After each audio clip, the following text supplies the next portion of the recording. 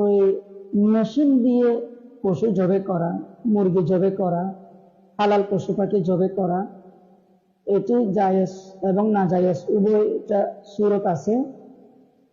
Machine দিয়ে জবে করলে একসাথে অনেক পশুকে জবে করা যায়। জবে করার সময় খেয়াল করতে হবে, সুইচ যখন দিবে, বাটন যখন দিবে, তখন বিসমিল্লাহি আল্লাহু আকবার বলতে হবে, এটা শর্ত। 2 নম্বর শর্ত হচ্ছে এই 4টা রগ কর্তন হতে হবে, কমপক্ষে 3টা রগ কর্তন হতেই হবে, 4টা করাটাই আফজল পশুর রগ।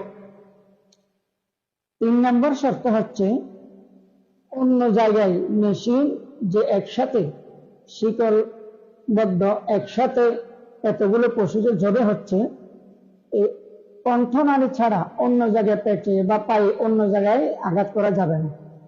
অনেক সময় মেশিন এই অন্যদিকে আঘাত করে, এটা হলে হবে না।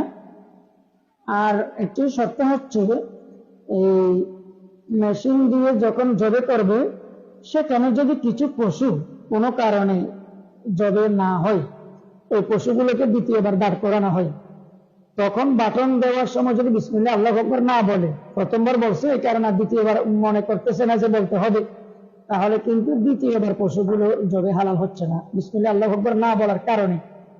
তাহলে মেশিন দিয়ে জবে করাটা জায়েজ আছে, তবে শর্ত শরাইতগুলা মেনে চলতে হবে। আর ড্রেসিং সম্পর্কে যেটা বলেছেন, আমরা 12 মাস মুরগি ড্রেসিং করে বাজার থেকে আনি।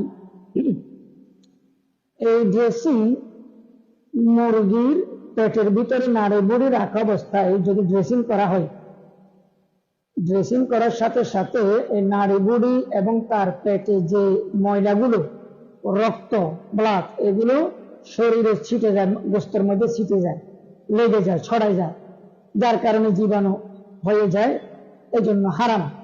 আর যদি আগে নাড়ি বুড়ি বাহির করে, পেট থেকে নাড়ি বুড়ি বাহির করার পরে এগুলোকে ড্রেসিং করে, তখন এটা হালাল হবে, ওলামায়ে কেরামরা বলেছেন।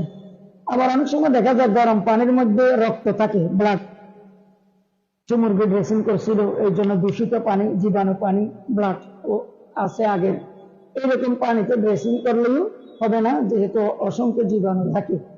তো ড্রেসিং করা হালাল হবে তখন যখন মুরগির পেট থেকে নাড়ি বুড়ি যা আছে ময়লা, এগুলো বের করার পরে পরিষ্কার গরম পানিতে ড্রেসিং করলে সে মুরগি খাওয়া হালাল হবে, না হয় হালাল হবে না।